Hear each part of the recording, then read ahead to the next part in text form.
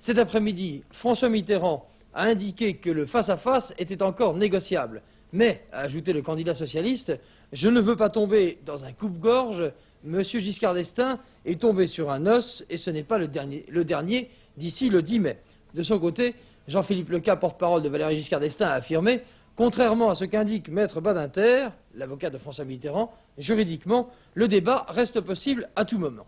Ce matin, précisément, Jean-Philippe Leca et Maître Badinter se sont rendus devant la commission de contrôle de la campagne électorale pour discuter de la procédure engagée. À la sortie, les deux positions paraissaient, vous allez le voir, encore assez éloignées.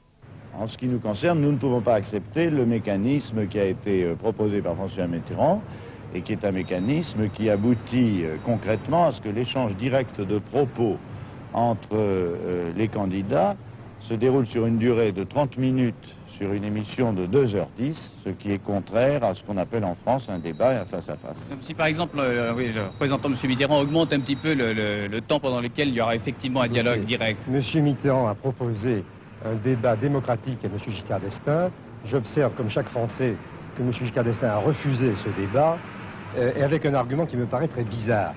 Je ne crois pas qu'il y ait de conception française, yougoslave ou japonaise du face-à-face.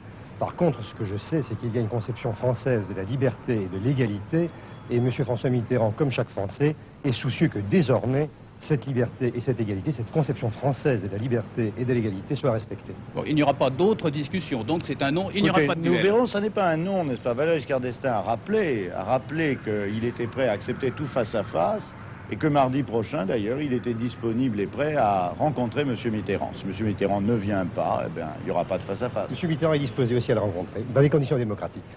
Oui, vous avez constaté, il ne s'agit pas de Maître Badinter, mais de Maître Michel Vauzel, qui est conseiller juridique du Parti socialiste.